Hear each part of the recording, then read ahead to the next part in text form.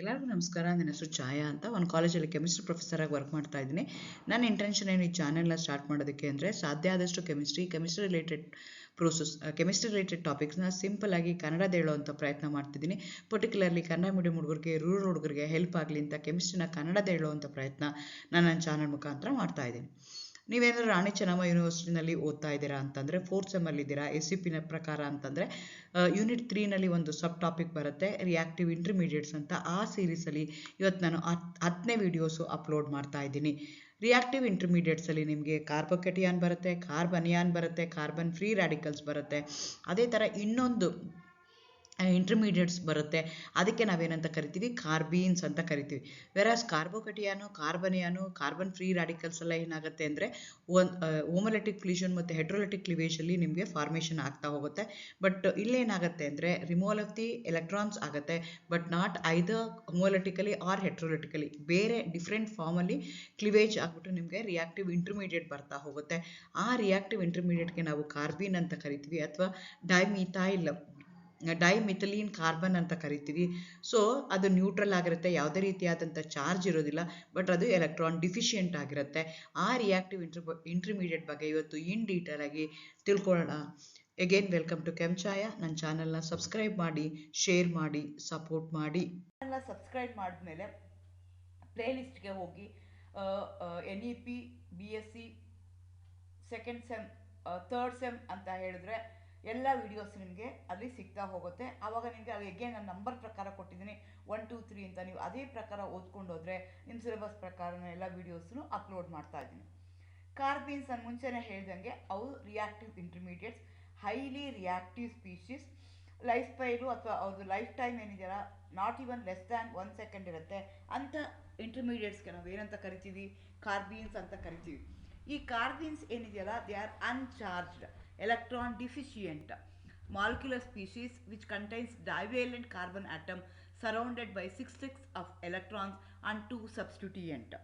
ಈಗ ನಿಮಗೆ ಗೊತ್ತಿದೆ, ಹೋಮೋಲೆಟಿಕ್ ಕ್ಲಿವೇಜ್ ಆಗುತ್ತೆ ಅಥವಾ ಹೆಟ್ರೋಲೆಟಿಕ್ ಕ್ಲಿವೇಜ್ ಆಗುತ್ತೆ. ಕೋವೆಲೆಂಟ್ ಬಾಂಡ್ ಅಂತ ಹೇಳಿದೆ. ಹೋಮೋಲೆಟಿಕ್ ಕ್ಲಿವೇಜ್ ಆದಾಗ ಏನಾಗುತ್ತೆ, ಫ್ರೀ ರ್ಯಾಡಿಕಲ್ ಆಗುತ್ತೆ. ಹೆಟ್ರೋಲೆಟಿಕ್ ಕ್ಲಿವೇಜ್ ಆದಾಗ ಕಾರ್ಬನಿಯಾನ್ ಅಥವಾ ಕಾರ್ಬೋಕೆಟಿಯಾನ್ ಬರುತ್ತೆ ನಿಮಗೆ.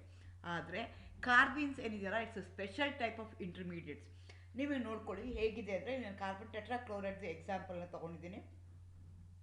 ಈ ಕಾರ್ಬನ್ ಟೆಟ್ರಾಕ್ಲೋರೈಡ್ ಎಕ್ಸಾಂಪಲ್ನ ತೊಗೊಂಡ್ರೆ ಅದರಲ್ಲಿ ಏನಾಗ್ತಿದೆ ಅಂದರೆ, if I want to remove 2 electrons, 2 ಎಲೆಕ್ಟ್ರಾನ್ನ ನಾನು ರಿಮೂವ್ ಮಾಡಬೇಕು ಅಂದರೆ ರಿಮೂವ್ ಮಾಡ್ಬೋದು.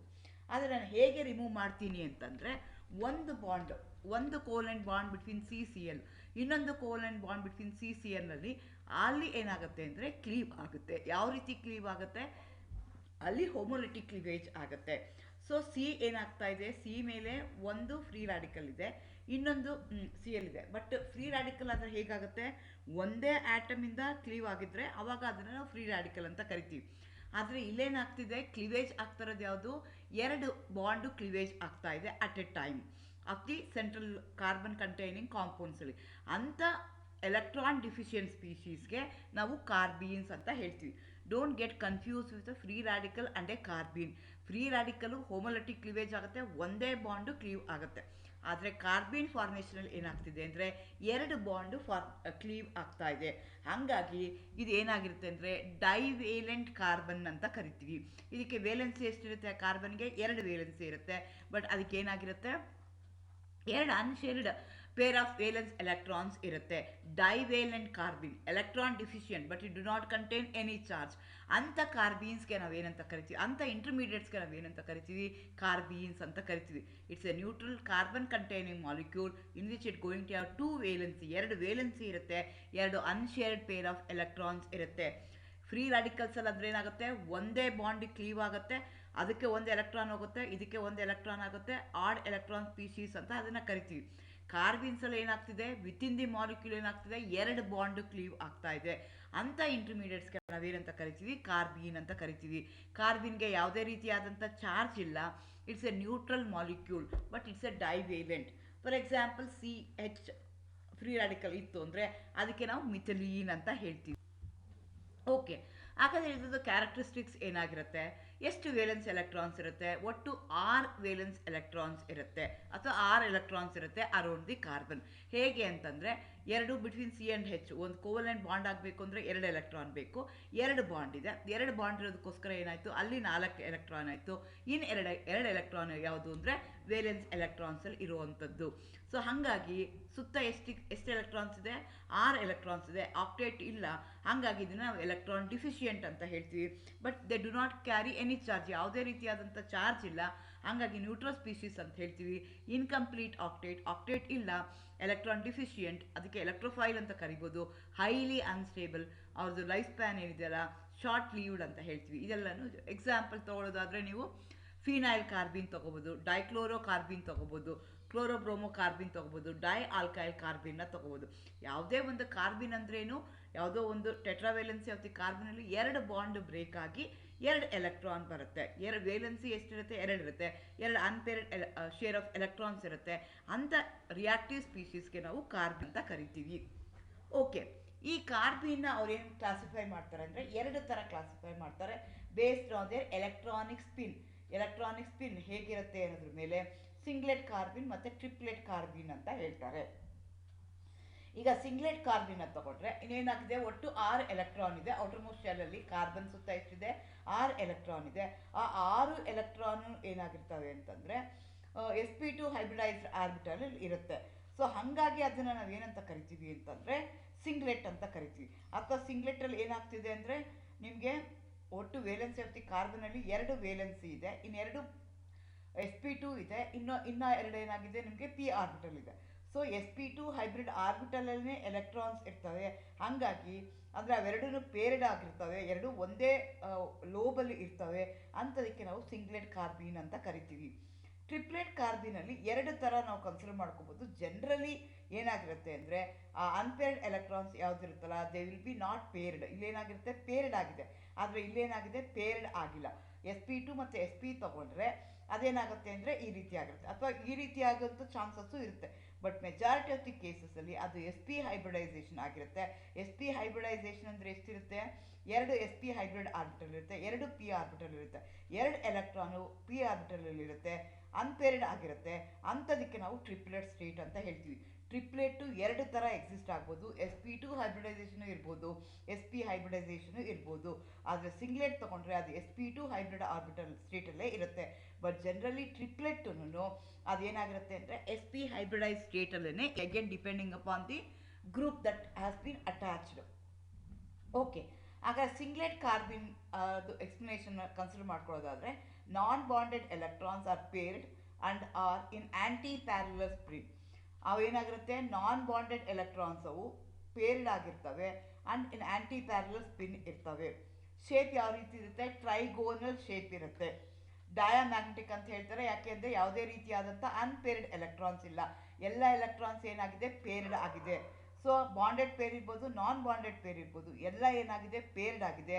ಎಲ್ಲ ಪೇರ್ಡ್ ಆಗಿತ್ತು ಅಂದರೆ ಮ್ಯಾಗ್ನೆಟಿಕ್ ಮೂಮೆಂಟಮು 0 ಇರುತ್ತೆ. ಹಾಗಾಗಿ ಅಂಥ ಮಾಲಿಕ್ಯೂಲ್ಸ್ಗೆ ನಾವು ಡಯಾಮ್ಯಾಗ್ನೆಟಿಕ್ ಅಂತ ಕರಿತೀವಿ. But it going to violates the ಹಾರ್ನ್ಸ್ ರೂಲ್. ಹಾರ್ನ್ಸ್ ರೂಲ್ ಏನು ಹೇಳುತ್ತೆ ಅಂದರೆ, ಫಸ್ಟು ಎಲ್ಲ ಸಿಂಗ್ಲಿ ಫಿಲ್ ಆಗಬೇಕು, ಅದಾದಮೇಲೆ ಡಬ್ಲಿ ಫಿಲ್ ಆಗಬೇಕು ಅಂತ ಹೇಳ್ತಾರೆ. ಆದರೆ ಇಲ್ಲಿ ಆಗ್ತಿದೆ, there is a violation of the ಹಾರ್ನ್ಸ್ ರೂಲ್ ಅಂತ ಹೇಳ್ತೀವಿ. ಹೈಬ್ರಿಡೈಸೇಷನ್ ಏನಾಗಿರುತ್ತೆ? sp2 ಹೈಬ್ರಿಡೈಸೇಷನ್ ಇರುತ್ತೆ. ಬಾಂಡ್ ಆ್ಯಂಗಲ್ ಎಷ್ಟಿರುತ್ತೆ? 100 to 110 degree depending upon the group, ಯಾವ ಗ್ರೂಪ್ ಇದೆಯೋ ಅಂತ. More often in aqueous media, ವಾಟ್ರಲ್ಲಿ ಇದು ಆಗ್ತಾ ಇರುತ್ತೆ. Total spin of the singlet carbene is 0. So spin ಏನಿದೆ? 0 ಇದೆ, ಯಾಕೆಂದರೆ ಎಲ್ಲನೂ ಪೇರ್ಡ್ ಆಗಿದೆ. ಅದೇ ಥರ ನೀವು ಟ್ರಿಪ್ಲೆಟ್ನ ತೊಗೊಂಡ್ರೆ, ನಾನು ಹೇಳ್ದಂಗೆ ಟ್ರಿಪ್ಲೆಟು sp ಹೈಬ್ರಿಡೈಸೇಷನಲ್ಲಿ ಜಾಸ್ತಿ ಇರುತ್ತೆ. Non-bonded pair of electron in the triplet carbon occupies the different orbitals have a opposite spin. Shape ಏನಾಗಿರುತ್ತೆ? ಲೀನಿಯರ್ ಇರುತ್ತೆ. It going to follow the Hund's rule, since it going to have the unpaired electron, one in sp2 hybridized orbital, another one in p orbital. ಹಾಗಾಗಿ magnetic momentum ಇರುತ್ತೆ, ಹಾಗಾಗಿ paramagnetic ಅಂತ ಹೇಳ್ತೀವಿ. Next ಏನಾಗುತ್ತೆ? Cold ಮಿಥಿಲೀನ್ ಅಂತ ಹೇಳ್ತೀವಿ. ವೆರಾಸ್ ಟ್ರಿಪ್ಲಿನ ನಾನು ಹಾಟ್ ಮಿಥಿಲೀನ್ ಅಂತ ಕರಿತೀನಿ. sp ಹೈಬ್ರಿಡೈಸೇಷನ್ ಆಗಿರುತ್ತೆ, ಲೀನಿಯರ್ ಆಗಿರೋದಕ್ಕೋಸ್ಕರ ಬಾಂಡ್ ಆ್ಯಂಗಲ್ ಎಷ್ಟಿರುತ್ತೆ? 130 to 150 ಡಿಗ್ರಿ ಇರುತ್ತೆ. ಇದು generally stable in gaseous state. Total spin ಏನಾಗಿರುತ್ತೆ? 1 ಅಂತ ನಾವು ಕನ್ಸಿಡರ್ ಮಾಡಿ. ಓಕೆ, ಈಗ ಗೊತ್ತಾಯ್ತು ಕಾರ್ಬಿನ್ ಅಂದರೆ ಹೈಲಿ ಅನ್ಸ್ಟೇಬಲ್ ಅಂತ ಹೇಳಿದ್ವಿ, ಬಟ್ ಅದು ಎಕ್ಸಿಸ್ಟೆಂಟ್ ಆಗುತ್ತೆ ಅಂದರೆ it should stay for a certain time. So ಹೇಗೆ ಅದನ್ನು ಎಕ್ಸ್ಪ್ಲೈನ್ ಮಾಡೋದು? ಸ್ಟೆಬಿಲಿಟಿ, ಹೈಲಿ ಅನ್ಸ್ಟೇಬಲ್, ಬಟ್ ಅವೆರಡರಲ್ಲೂ ಟ್ರಿಪ್ಲೆಟ್ ಸ್ಟೇಟ್ ಇದೆ, ಸಿಂಗ್ಲೆಟ್ ಸ್ಟೇಟ್ ಇದೆ. ಅವೆರಡರಲ್ಲಿ ಯಾವುದು ಸ್ಟೇಬಲ್ ಆಗಿರುತ್ತೆ ಅಂದರೆ triplet are more stable than singlet carbene because with the 2 electrons in 2 different orbital there is a less electrostatic repulsion than both are in the same orbital. So ಈಗ ನಿಮಗೆ triplet ಸ್ಟೇಟಲ್ಲಿ ಏನಾಗ್ತಾ ಇದೆ, ಪೇರಿಡ್ ಆಗಿದೆ, ಸ್ಟೆಬಿಲಿಟಿ ಏನಾಗಿರುತ್ತೆ, more ಇರುತ್ತೆ. ಅದೇ ಸಿಂಗ್ಲೆಟ್ನ ತಗೊಂಡ್ರೆ ಸಿಂಗ್ಲೆಟಲ್ಲಿ ಏನಾಗ್ತಿದೆ ಅಂತಂದರೆ ಆ 2 electrons are in different orbital and less electrostatic repulsion ಇದೆ. Both are in the same orbital ಇರೋದಕ್ಕೋಸ್ಕರ ಅವು they try to repel each other. ಹಾಗಾಗಿ ಟ್ರಿಪ್ಲೆಟ್ ಕಾರ್ಬಿನ್ ಏನಾಗ್ತಾ ಇದೆ ಅಂದರೆ more stable than the singlet carbene ಅಂತ ನಾವು ಕನ್ಸಿಡರ್ ಮಾಡ್ಕೊಳ್ತೀವಿ. ಓಕೆ, ಇದು ಯಾವ ರೀತಿ ಆಗುತ್ತೆ? ನಾನು ಮುಂಚೆನೇ ಹೇಳ್ದಂಗೆ ಯಾವುದೇ ಒಂದು ಕಾರ್ಬನ್ನ ತಗೊಂಡು ಅದರ 2 ಬಾಂಡ್ ಕ್ಲೀವ್ ಆದಾಗ ನಿಮಗೆ ಬರೋ ಅಂಥದ್ದು ಅದಕ್ಕೆ ಅಂಥ ಇಂಟರ್ಮೀಡಿಯೇಟ್ಗೆ ನಾವು ಕಾರ್ಬೀನ್ ಅಂತ ಹೇಳ್ತೀವಿ. ಫಾರ್ ಎಕ್ಸಾಂಪಲ್ ಡೈಅಜೋ ಪ್ರೋಪೇನ್ನ ತಗೊಳ್ತಾ ಇದ್ದೀನಿ. ಅಜೋ ಕಾಂಪೌಂಡ್ ಅಂದರೆ N∪N ಇದ್ದರೆ ಅಂಥ ಕಾಂಪೌಂಡ್ಗೆ, ಅಥವಾ N∪Bond ಇದ್ದರೆ ಅಂಥದಕ್ಕೆ ನಾವು ಅಜೋ ಕಾಂಪೌಂಡ್ಸ್ ಅಂತ ಕರಿತೀವಿ. Aliphatic diazo compounds can be decomposed either photolytically or thermally to generate the carbene. So ನಿಮ್ಗೆ ಆಲ್ರೆಡಿ ಫ್ರೀ ರ್ಯಾಡಿಕಲ್ ಮೆಕ್ಯಾನಿಸಮ್ ಹೇಳ್ಬೇಕಾದ್ರೆ ಅಥವಾ ಫ್ರೀ ರ್ಯಾಡಿಕಲ್ ಇಂಟರ್ಮೀಡಿಯೇಟ್ ಹೇಳ್ಬೇಕಾದ್ರೆ ನಾನು ಹೇಳಿದ್ದೀನಿ, ಫ್ರೀ ರ್ಯಾಡಿಕಲ್ ಜನರಲಿ ಜನರೇಟ್ ಆಗಬೇಕು ಅಂದರೆ ಐದರ್ ಹೋಮೋಲಿಟಿಕಲಿ R thermolytically it has to cleave. We have to supply some amount of energy either in the form of the photon given by the light, or we have to supply some amount of heat by heating. Thermal reaction ಆಗಬೇಕು. So ಇಲ್ಲಿ ಏನಾಗ್ತಾ ಇದೆ, 2 bond break ಆಗುತ್ತೆ, ಅವಾಗ N2 ಹೊರಗಡೆ ಬರುತ್ತೆ. ಅಂಥ ಮಾಲಿಕ್ಯೂಲ್ಗೆ ನಾವೇನಂತ ಕರಿತೀವಿ, ಕಾರ್ಬೀನ್ ಅಂತ ಹೇಳ್ತೀವಿ. ಈ ರೀತಿಯಾಗಿ ಜನರೇಟ್ ಮಾಡ್ತೀವಿ. ಅಥವಾ ಕೀಟೋನ್ಸಿಂದನೂ ನಾನು ಜನರೇಟ್ ಮಾಡ್ಕೋಬೋದು. Ketones can be decompose thermally or photolytically to generate carbene. So CO ಹೊರಗಡೆ ಹೋಗುತ್ತೆ, ಅವಾಗ ನಿಮಗೆ ಕಾರ್ಬೀನ್ ಬರುವಂಥದ್ದು ಇದೆ. ಅದೇ ರೀತಿ ಓಕೆ, ಇದು ಯಾವ್ಯಾವ ಥರ ರಿಯಾಕ್ಷನ್ಸ್ ಆಗುತ್ತೆ, ಕಾರ್ಬೀನ್ಸ್ ಎಲ್ಲಿ ಬರುತ್ತೆ? ನಾನು ಹೇಳ್ದಂಗೆ they are highly reactive intermediates. ಬರ್ತವೆ, ಫ್ರಾಕ್ಷನ್ ಆಫ್ ಎ ಸೆಕೆಂಡ್ ಇರ್ತವೆ, immediately they going to turn over. Since we have a spectroscopic techniques, we can easily identify whether that product has been formed or not ಅಂತ ನಾನು identification ಮಾಡ್ಬೋದು using A spectroscopy. ಈಗ IR ಇರ್ಬೋದು, UV ಇರ್ಬೋದು, NMR ಇರ್ಬೋದು, mass ಇರ್ಬೋದು, ಅದರಲ್ಲಿ ನಾನು ಐಡೆಂಟಿಫಿಕೇಶನ್ ಮಾಡ್ತಾ ಹೋಗ್ತೀನಿ. ಹಾಗಾಗಿ ಅದು ಪ್ರಾಡಕ್ಟ್ ಫಾರ್ಮೇಷನ್ ಆಗಿದೆಯಾ ಇಲ್ವಾ ಅಂತ ನನಗೆ ಗೊತ್ತಾಗುತ್ತೆ. ಎಕ್ಸಾಂಪಲ್ ತಗೊಳ್ಳೋದಾದರೆ ನೀವು ಕಾರ್ಬಲಮೈನ್ ರಿಯಾಕ್ಷನ್ ತಗೋಬೋದು. This is a confirmatory test that we are going to do it for primary amines. Primary ನಮ್ಗೆ ಕೊಟ್ಟಿರುವಂಥ ಅಮೈನು ಪ್ರೈಮರಿ ಅಮೈನ ಇಲ್ವಾ ಅಂತ ಚೆಕ್ ಮಾಡಬೇಕು ಅಂದರೆ all the primary amines, particularly primary aromatic amines, they undergoes this particular reaction. ಇದು ಏನು ಮಾಡ್ತೀವಿ ಅಂತಂದರೆ ಅನಿಲಿನ್ ಜೊತೆಗೆ ಕ್ಲೋರೋಫಾರ್ಮ್. ಈಗ aniline is a primary aromatic amine, ಅದ್ರ ಜೊತೆಗೆ ಕ್ಲೋರೋಫಾರ್ಮ್ ಇನ್ KOH ಹೀಟ್ ಮಾಡಿದಾಗ ನಿಮ್ಗೆ ಏನಾಗುತ್ತೆ ಅಂತಂದರೆ ಫಿನೈಲ್ ಐಸೋಸೈನೈಡ್ ಬರುತ್ತೆ. NH2 ಗ್ರೂಪ್ ಇರೋದು ಏನಾಗುತ್ತೆ, N∪C ಆಗಿ ಕನ್ವರ್ಟ್ ಆಗುತ್ತೆ. ಈ ಕನ್ವರ್ಷನಲ್ಲಿ ಇನ್ಬಿಟ್ವೀನಲ್ಲಿ ನಿಮ್ಗೆ ಏನಾಗುತ್ತೆ ಅಂದರೆ ಡೈಕ್ಲೋರೋ ಕಾರ್ಬೀನ್ ಬರುತ್ತೆ. ಕಾರ್ಬಲಮೈನ್ ರಿಯಾಕ್ಷನ್ ಅಂದರೆ ಏನು? It's A synthesis of isocyanide from the primary amine using A chloroform and A base. ಈ ರಿಯಾಕ್ಷನಲ್ಲಿ ಏನಾಗುತ್ತೆ ಅಂತಂದರೆ ನಿಮಗೆ ಇಂಟರ್ಮೀಡಿಯೇಟ್ ಆಗಿ ಕಾರ್ಬೀನು ಹೋಗುತ್ತೆ. ಹೇಗಾಗುತ್ತೆ ಅಂತ ಮೆಕ್ಯಾನಿಸಮ್ನ ನೋಡೋದಾದರೆ ಫಸ್ಟ್ ಏನಾಗುತ್ತೆ, ನಿಮ್ಮದು ಕ್ಲೋರೋಫಾರ್ಮ್ ಏನಿದೆ, Cl3H ಏನಿದೆ, ಕ್ಲೋರೋಫಾರ್ಮ್ ಏನಿದೆ, ಅದು ಬೇಸ್ ಜೊತೆಗೆ ರಿಯಾಕ್ಟ್ ಮಾಡುತ್ತೆ. ನಿಮಗೆ ಗೊತ್ತು ಬೇಸ್ ಏನು ಮಾಡುತ್ತೆ, it going to abstract the proton. Base ಏನು ಮಾಡುತ್ತೆ, ಪ್ರೋಟಾನ್ನ ಅಂದರೆ ಹೈಡ್ರೋಜನ್ನ ಕಿತ್ಕೊಳ್ಳುತ್ತೆ. ಹೈಡ್ರೋಜನ್ನ ಕಿತ್ಕೊಂಡಾಗ hydrogen will go as H+, ಆವಾಗ ಕಾರ್ಬನ್ ಮೇಲೆ ಏನಾಗುತ್ತೆ C- ಅಂದರೆ ಮೈನಸ್ ಇರುತ್ತೆ. ಸೊ ಮೈನಸ್ ಇದ್ದಾಗ ಏನಾಗುತ್ತೆ, since chlorine is highly electronegative in nature, it going to cleave itself. ತನ್ನಷ್ಟಕ್ಕೆ ತಾನೇ ಅದೇನಾಗುತ್ತೆ, ಕ್ಲೀವ್ ಆಗುತ್ತೆ. ಕ್ಲೀವ್ ಆಗಿಬಿಟ್ಟು ಅಲ್ಲಿ ನಿಮಗೆ ಕಾರ್ಬೀನ್ ಬರುತ್ತೆ. ಸೊ ಈ carbene will going to interact with a amine. So ನಿಮಗೆ ರಿಯಾಕ್ಷನ್ ಇಂಟರ್ಮೀಡಿಯೇಟ್ಸ್ ಮೆಕ್ಯಾನಿಸಮ್ನ ನೀವು ಕನ್ಸಿಡರ್ ಮಾಡ್ಕೊಳ್ಳೋದಾದರೆ ಫಸ್ಟ್ ಸ್ಟೆಪ್ ನಿಮ್ಗೆ ಆಲ್ರೆಡಿ ಗೊತ್ತಿದೆ.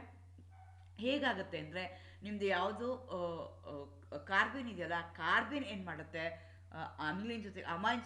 ಅನಿಲಿನ್ ಜೊತೆಗೆ ರಿಯಾಕ್ಟ್ ಆಗಿಬಿಟ್ಟು ನಿಮಗೆ ಪ್ರಾಡಕ್ಟು ಬರ್ತಾ ಹೋಗುತ್ತೆ. ಹಾಗಾಗಿ ಕಾರ್ಬಲಮೈನ್ ರಿಯಾಕ್ಷನಲ್ಲಿ carbene will be generated, carbene will be produce as an intermediate. So ಹಾಗಾಗಿ ಇಲ್ಲಿ ಮೆಕ್ಯಾನಿಸಮ್ನ ನಾನು ಕೊಟ್ಟಿದ್ದೀನಿ. ನಿಮಗೆ ಮೆಕ್ಯಾನಿಸಮ್ ಬೇಕಾಗಿಲ್ಲ, ಆದರೆ ಅರ್ಥ ಮಾಡ್ಕೋಬೇಕು ಹೇಗೆ dichloro carbene, how it going to be involved in the mechanism of carbylamine reaction. Trichlorocarbene ಏನಿದೆಯಲ್ಲ ಹೈಲಿ ರಿಯಾಕ್ಟಿವ್ ಇದೆ. ಯಾರಾದರೂ ನನಗೆ ಎಲೆಕ್ಟ್ರಾನ್ ಕೊಟ್ಟರೆ ಸಾಕು ಅಂತ ಕಾಯ್ತಾ ಇರ್ತವೆ. ಹಾಗಾಗಿ ಏನು ಮಾಡ್ತವೆ, immediately it going to react with aniline. ಅನಿಲೀನಲ್ಲಿ ಏನಾಗ್ತಿದೆ, ನೈಟ್ರೋಜನ್ ಇದೆ, ನೈಟ್ರೋಜನಲ್ಲಿ ಲೋನ್ ಪೇರ್ ಆಫ್ ಎಲೆಕ್ಟ್ರಾನ್ಸ್ ಇದೆ. ಆ ಲೋನ್ ಪೇರ್ ಆಫ್ ಎಲೆಕ್ಟ್ರಾನ್ಸ್ನ ಕಂಬೈನ್ ಆಗಿಬಿಟ್ಟು ಅವೆರಡರ ಮಧ್ಯದಲ್ಲಿ ನಿಮಗೆ ಬಾಂಡ್ ಬರ್ತಾ ಹೋಗುತ್ತೆ. ಸೊ ಅಗೇನ್ ಆ ಬಾಂಡ್ ಬಂದಿದ್ದಕ್ಕೆ ಏನಾಗುತ್ತೆ, ನೆಕ್ಸ್ಟ್ ಏನಾಗುತ್ತೆ, since nitrogen has given away it's electron, nitrogen ಮೇಲೆ ಏನಾಗಿರುತ್ತೆ, ಪಾಸಿಟಿವ್ ಚಾರ್ಜ್ ಇರುತ್ತೆ. ಸೊ ಆ ಪಾಸಿಟಿವ್ ಚಾರ್ಜ್ನ ನಾನು ಈಗ ತೆಗಿಬೇಕು ಅಂತಂದರೆ ಅವಾಗ ಏನಾಗುತ್ತೆ, ಹೈಡ್ರೋಜನ್ ನೆಕ್ಸ್ಟ್ ಬಾಂಡ್ಗೆ ಕೊಡುತ್ತೆ, ನೆಕ್ಸ್ಟ್ ಕ್ಲೋರಿನು ಹೊರಗಡೆ ಹೋಗುತ್ತೆ. ಅವಾಗ ಏನಾಯಿತು, ನಿಮಗೆ 3 ಕ್ಲೋರಿನಲ್ಲಿ 1 ಕ್ಲೋರಿನ್ ಆಟಮಲ್ಲಿ ಉಳ್ಕೊಳ್ಳುತ್ತೆ. ಸೊ ನೆಕ್ಸ್ಟ್ ಸ್ಟೆಪ್ಪಲ್ಲಿ ಏನಾಗುತ್ತೆ, ಬೇಸ್ ಯೂಸ್ ಮಾಡ್ತೀವಿ. ಬೇಸ್ ಯೂಸ್ ಮಾಡಿದಾಗ ಅದು ಐಸೋಸೈನೈಡ್ ಆಗಿ ಕನ್ವರ್ಟ್ ಆಗುತ್ತೆ. ಇನ್ನೊಂದು ಎಕ್ಸಾಂಪಲ್ ತಗೊಳ್ಳೋದಾದ್ರೆ ರೈಮಂಡ್ ಟೈಮನ್ ರಿಯಾಕ್ಷನ್ ತಗೋಬೋದು. ಈ ರಿಯಾಕ್ಷನಲ್ಲಿ ನಿಮ್ಗೆ ಏನಾಗ್ತಿದೆ ಅಂತಂದರೆ, ಕ್ಲೋರೋಫಾರ್ಮಿನ್ KOH ತಗೊಳ್ತಾ ಇದ್ದೀವಿ, ಫಿನಾಲ್ ತಗೊಳ್ತಾ ಇದ್ದೀವಿ, ಇಲ್ಲಿ ಸ್ಯಾಲಿಸಾಲ್ಡಿಹೈಡ್ ಬರ್ತಾ ಇದೆ. ಇಂಥ ರಿಯಾಕ್ಷನ್ಗೆ ನಾವು ರೈಮಂಡ್ ಟೈಮನ್ ರಿಯಾಕ್ಷನ್ ಅಂತ ಹೇಳ್ತೀವಿ. ದಿಸ್ ಕನ್ವರ್ಷನ್ ಇದಕ್ಕೂ ನಿಮ್ಗೆ ಏನಾಗುತ್ತೆ, ಡೈಕ್ಲೋರೋಕಾರ್ಬೀನು ಇನ್ ಬಿಟ್ವೀನು ಬರ್ತಾ ಹೋಗುತ್ತೆ. First step remains the same. KOH ಏನು ಮಾಡುತ್ತೆ, ಅಬ್ಸ್ಟ್ರಕ್ಷನ್ ಆಫ್ ದಿ ಪ್ರೋಟಾನ್ ಆಗುತ್ತೆ. ಸೆಕೆಂಡ್ ಸ್ಟೆಪ್ಪಲ್ಲಿ ಏನಾಗುತ್ತೆ, ಕ್ಲೋರಿನ್ ಹೊರಗಡೆ ಹೋಗುತ್ತೆ, ನಿಮಗೆ ಡೈಕ್ಲೋರೋ ಕಾರ್ಬಿನ್ ಬಂದಿರುತ್ತೆ. ಆ ಡೈಕ್ಲೋರೋ ಕಾರ್ಬಿನ್ ಏನು ಮಾಡುತ್ತೆ ಅಂತಂದರೆ, ಲೋನ್ ಪೇರ್ ಆಫ್ ಎಲೆಕ್ಟ್ರಾನ್ ಅಂದು ಆಕ್ಸಿಜನ್ ಜೊತೆಗೆ ರಿಯಾಕ್ಟ್ ಆಗಿಬಿಟ್ಟು ನಿಮಗೆ ಫೈನಲ್ ಪ್ರಾಡಕ್ಟು ಬರ್ತಾ ಹೋಗುತ್ತೆ. ಈ ರೀತಿಯಾಗಿ ಈ ರಿಯಾಕ್ಷನ್ ಮೆಕ್ಯಾನಿಸಮಲ್ಲಿ ನಿಮಗೆ ರೈಮರ್ ಟೈಮನ್ ರಿಯಾಕ್ಷನ್ ಇರ್ಬೋದು, ಇಲ್ಲ ಅಂತಂದರೆ ಕಾರ್ಬೆಲಮೈನ್ ರಿಯಾಕ್ಷನ್ ಇರ್ಬೋದು. ಎರಡೂ ರಿಯಾಕ್ಷನಲ್ಲಿ ನಿಮಗೆ carbene will be produced as a reactive intermediate. So these reactive intermediates are highly reactive. Immediately within a fraction of a second they're going to obstruct, they're going to convert from one form to another form. Since they are highly electron deficient, they try to pull the electron from the given container ಎಲ್ಲಿದೆಯೋ ಅಲ್ಲಿ ಕೊಡೋದಕ್ಕೆ try ಮಾಡುತ್ತೆ. ಈ ರೀತಿಯಾಗಿ carbene generation ಆಗುತ್ತೆ, stabilized ಆಗುತ್ತೆ, and also it will be involved in different reactions. Thank you. All the best.